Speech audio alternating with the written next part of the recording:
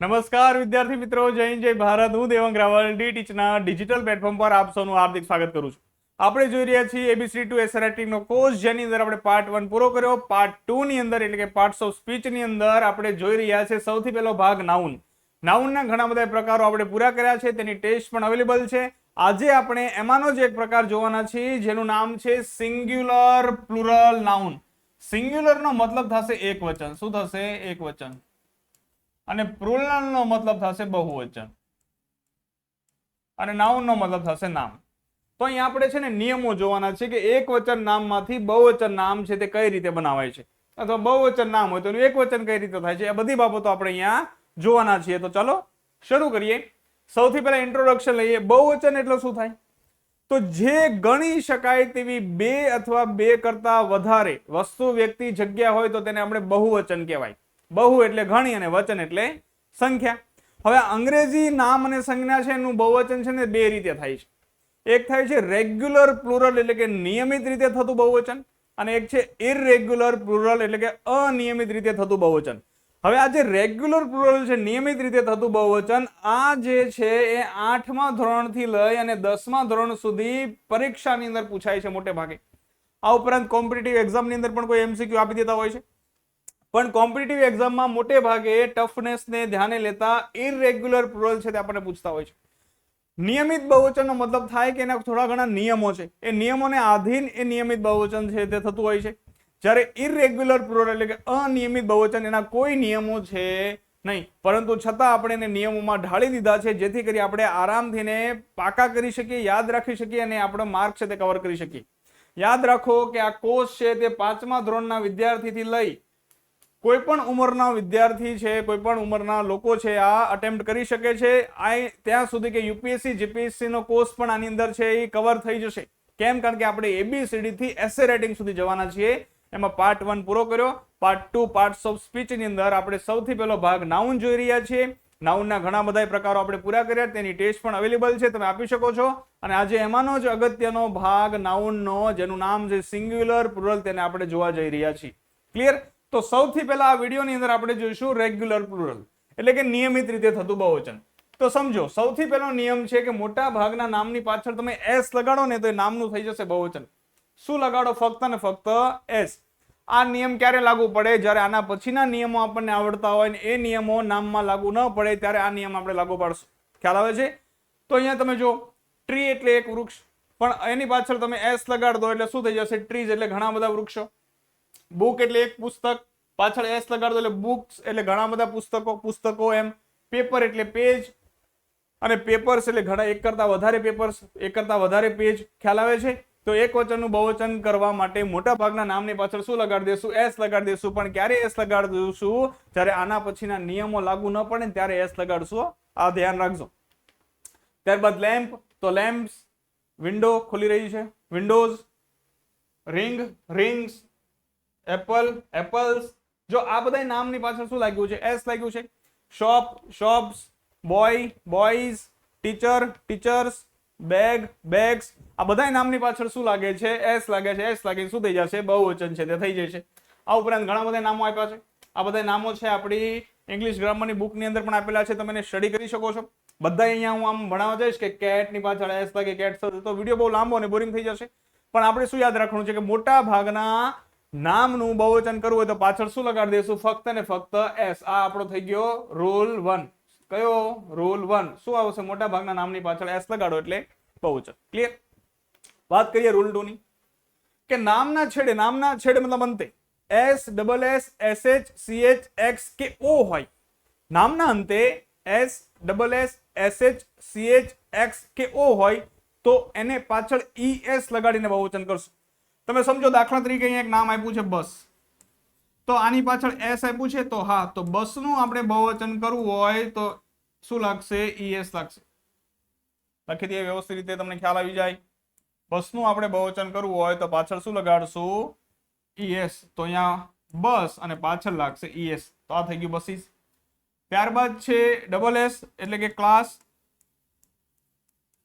તો આની પાછળ ડબલ એસ લાગ્યા છે, તો આને બહુવચન કરવા માટે શું લગાડશું? ઈએસ લગાડશું. ત્યારબાદ છે એસ એચ, ડીશ. તો અહીંયા SH છે તો એનું બહુવચન કરવા માટે આપણે શું લગાડશું? ES લગાડશું. ત્યારબાદ છે CH તો બેન્ચ, તો અહીંયા CH લાગ્યું છે તો એનું બહુવચન કરવા માટે પાછળ શું લગાડશું? ES લગાડશું. ત્યારબાદ X છે તો અહીંયા લખી દઈએ બોક્સ, તો પાછળ X છે તો એનું બહુવચન કરવા માટે શું લગાડશું? ES લગાડશું. અને ત્યારબાદ અહીંયા આપ્યું છે O તો લખીએ મેંગો, પાછળ O છે તો એનું બહુવચન કઈ રીતે થશે? ES લગાડીને એનું બહુવચન છે તે થશે. કેમ? કારણ કે S, SS, SH, CH, X અને O છે તો નામના છેડે ES લગાડીને બહુવચન છે તે કરાય. હવે આ શબ્દો તમને નામના છેડે ન દેખાય તો બહુવચન કરવા માટે પહેલો નિયમ લગાડશું, કયો? S વાળો. ખ્યાલ આવે છે?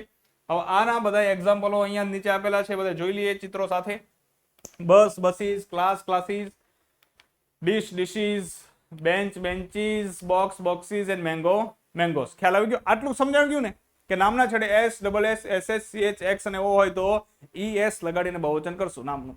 હવે તમે સમજો કે જો સ્પેલિંગ કે નામના છેડે CH હોય પરંતુ તેનો ઉચ્ચાર ક થતો હોય, શું થતો હોય? ક. જેમ કે આપણે એક સ્પેલિંગ જોયો ને બેન્ચ, તો આનો ઉચ્ચાર શું થાય છે? ચ. કેમ? કારણ કે બેન્ચ ચ થાય છે. પરંતુ આ જે CH છે એનો ઉચ્ચાર જો ક થતો હોય ને ક, તો ફક્ત ને ફક્ત એના અંતે શું લાગશે? S લાગશે અને એનું બહુવચન થઈ જશે. એવા બે સ્પેલિંગ મારા ધ્યાને આવ્યા છે. જો એક છે ઇપોક, આને શું વંચાય? ઇપોક. ઇપોક, તો આ CH નો ઉચ્ચાર શું થયો? ક. ઇપોક. તો ક ઉચ્ચાર થયો તો ફક્ત S લાગશે અને એનું બહુવચન થશે. ત્યારબાદ સ્ટમક, સ્ટમક એટલે પેટ, આ શું છે? સ્ટમક. તો આ CH છે એનો ઉચ્ચાર પણ શું થયો? ક થયો, તો એને ફક્ત શું લાગશે? S લાગીને બહુવચન થશે. પરંતુ જો એનો ઉચ્ચાર ચ થતો હોય તો એને અંતે આપણે ES લગાડીને બહુવચન કરશું. આ બાબત ભૂલાય નહીં, છે ને ઇમ્પોર્ટન્ટ. આગળ વાત કરીએ. હવે આપણે એવું જોયું કે નામના છેડે O હોય તો આપણે શું લગાડશું? ES લગાડશું. જેમ કે હીરો છે heroes, potato potatoes, tomato tomatoes, mango mango. જો એ બધે O આપ્યું છે ને, પણ છતાં શું લાગે છે? ES લાગે છે કે નહીં? પરંતુ ઘણા એવા નામ છે કે છેલ્લે O આવે ને તો S જ લાગે. તો એવા કેવા નામ છે? તો અહીંયા અપવાદ તો ન કહી શકાય, એના નિયમો નથી. તમે સમજો કે સ્પેલિંગ કે નામના છેડે O આવવા છતાં ઘણા નામમાં શું લાગે છે? શું કામ લાગે છે? આ પ્રકારના નામ લેટિન અને ગ્રીક ભાષામાંથી ઇંગ્લિશમાં ઉતરી આવેલા શબ્દો હોય છે, અથવા શું હોય છે? Short form. આ શોર્ટ ફોર્મ મેં મારી રીતે એડ કર્યું છે, કારણ કે આ જે નામો છે ને, આ બધા નામો ઓટો, કિલો, મેમો અને ફોટો, આ બધા કોઈના કોઈ શોર્ટ ફોર્મ છે એટલા માટે. પણ મેજોરિટીમાં એવું નથી હોતું. મેજોરિટીમાં શું હોય છે કે લેટિન અને ગ્રીક ભાષામાંથી સીધે સીધા ઉતરી આવ્યા હોય છે. કઈ રીતે સમજો? દાખલા તરીકે આ ઇંગ્લિશ લેંગ્વેજ છે અહીંયા, અને અહીંયા છે લેટિન, અને અહીંયા આપણે લખી દઈએ ગ્રીક. હવે લેટિન અથવા ગ્રીક ભાષાની અંદર એક શબ્દ છે ઓટો, અને એનું બહુવચન છે એ એમને પાછળ S લગાડીને કર્યું છે, ઓટોસ. તો આપણે શું કર્યું કે આ બેઠે બેઠું અંગ્રેજીમાં મૂકી દીધું, કોઈ પણ નિયમ વગર. એટલા માટે બસ આપણે એવી રીતે એને બહુવચન કરતા રહીએ છીએ. ખ્યાલ આવે છે? એના નિયમો આપણે બનાવ્યા નથી. કેમ? કારણ કે સીધે સીધા લઈ લીધા છે, જેવા છે એવા આપણે અપનાવી લીધા છે, એટલા માટે. ખ્યાલ આવ્યો ને? હવે શોર્ટ ફોર્મ્સ નું કઈ રીતે? જો આ ઓટો છે એનો મતલબ આપણે કરીએ ઓટોગ્રાફ અથવા ઓટોમેટિક. ઓટોગ્રાફ તો ન કહી શકાય, પણ ઓટોમેટિક. ઓટોમેટિક નું શું કહીએ? ઓટો પાયલટ મોડ ઉપર છે. ઓટો પાયલટ મોડ ઉપર શું ઓટોમેટિક ચાલે છે. કિલો નું ફૂલ ફોર્મ છે કિલોગ્રામ્સ. મેમો નું ફૂલ, ઓલા પોલીસ વાળા મેમો આપે ને આપણને, મેમોરડિયમ, એને શું કહેવાય? મેમોરડિયમ. મેમોરડિયમ નો મતલબ થાય યાદીપત્ર. શું થાય? યાદીપત્ર. એવો તો મેમો. અને ફોટો એટલે ફોટોગ્રાફ. તો મને એવું હતું કે ઘણા બધા શોર્ટ ફોર્મ હોય. જો આનું આ છે ને, આના આ કોઈને કોઈ નામના શોર્ટ ફોર્મ છે. જેમ કે ફોટો છે તે ફોટોગ્રાફ નું શોર્ટ ફોર્મ છે, અને પાછળ O આવતો હોય તો શું લગાડશું? S લગાડશું. પરંતુ ઘણી જગ્યાએ લાગુ નથી પડતું. જેમ કે પિયાનો ની અંદર લાગુ નથી પડતું, ઝૂ ની અંદર લાગુ નથી પડતું. આ બની શકે કે રેડિયો એક્ટિવિટી હોય એની ઉપર લાગુ પડે, પણ એમાંય લાગુ નથી પડતું. અહીંયા લાગુ પડે વિડીયોનું વિડીયોગ્રાફ, પણ પિયાનો ની પાછળ O છે તો S લાગશે, વિડીયો ની પાછળ O છે તો S લાગશે, ઝૂ ની પાછળ O છે તો S લાગશે, રેડિયો ની પાછળ O છે તો S લાગશે. આ ખાસ યાદ રાખવાના. કેમ? કારણ કે ક્લાસ 3 ની પરીક્ષામાં ઘણી વાર ફોટોનું બહુવચન પૂછાઈ ગયેલું છે, એટલા માટે આપણને આ યાદ હોવું પડે. આ ઉપરાંત હજી એક કહું છું તમને, આ 0 છે ને 0, તો આનું બંને રીતે બને. જો એની પાછળ તમે S લગાડો તોય સાચું, અને ES લગાડો તોય સાચું. 0 માં એવું છે, S લગાડો તોય સાચું, ES લગાડો તોય સાચું. તો આ બાબત આપણે ખાસ છે તે ધ્યાને રાખવાની છે. ક્લિયર થાય છે ને? આ બાબત શું કરવાની છે આપણે ખાસમ ખાસ ધ્યાને રાખવાની છે. Okay done. ચાલો આગળ વાત કરીએ. રૂલ નંબર આ 2 ના જ છે જો બધા S S double S CH. હવે અહીંયા તમે ધ્યાન આપો કે ઘણા મને શું કે ખબર કે સાહેબ આ કિસ છે એ તો વર્બ નથી, તો વર્બ છે નાઉન છે, આનો મતલબ થાય ચુંબન. શું થાય? ચુંબન. પણ વર્બ તરીકે લ્યો તો એનો મતલબ થાય ચુંબન કરવું. જેવું હજી એક અહીંયા હશે, અહીંયા છે જો બ્રશ. બ્રશનો મતલબ થાય આપણે બ્રશ કરતા હોઈએ ને, આપણે શું કરતા હોય બ્રશ કરતા હોય તો એનો મતલબ થાય બ્રશ કરવું. ખ્યાલ આવે છે? બ્રશ કરવું. પરંતુ બ્રશનો બીજો મતલબ શું થાય? નાઉન તરીકે પીસી થાય. શું થાય? પીસી. ઓલી નથી આપણે કાળા વાળ કરવાની નથી ઓલી પીસી આવતી, હા તો એને એ કહી શકાય કે નહીં? પીસી. અથવા હજી ઘણા ગામડામાં એવું કહેવાય છે કે ભાઈ મોટા જાગી જાઓ અને પીસી કરી નાખો, ભરે ફટાફટ પીસી કરી આવો, પછી ચા નાસ્તો કરવા બેસી જજો. તો નાઉન તરીકે પીસી. તો હવે ખબર કેમ પડશે કે નાઉન છે કે વર્બ? તો એ મિત્રો વાક્યમાં હોય ને તો જ ખબર પડે, કન્ટેક્સના આધારે. ખ્યાલ આવે છે? અહીંયા આપણે નાઉન તરીકે છે તે લેવાનું છે. હવે આ વોચ છે એનો મતલબ થાય જોવું, વર્બ છે, પણ વોચ એટલે અહીંયા હું ઘડિયાળની વાત કરું છું. ખ્યાલ આવે છે? કેમ? કારણ કે મેં નાઉનની અંદર લીધું છે ને. શેમાં લીધું છે? નાઉનની અંદર લીધું છે. એટલે ખ્યાલ આવે છે ને કઈ રીતે એક વચનમાંથી બહુવચન નામ છે તે બને છે. આગળ જોઈએ આપણે રૂલ નંબર 3. હવે રૂલ નંબર 3 શું કે છે કે નામના છેડે વાય હોય અને વાય ની આગળ શું હોય? વ્યંજન. તો વાય નો આઈ કરી અને શું લગાડવાનું? એસ લગાડવાનું તો બહુવચન થઈ જાય. સમજો કે કોઈ નામ છે, નામ જેમ કે બેબી, તો નામના છેડે શું છે? વાય.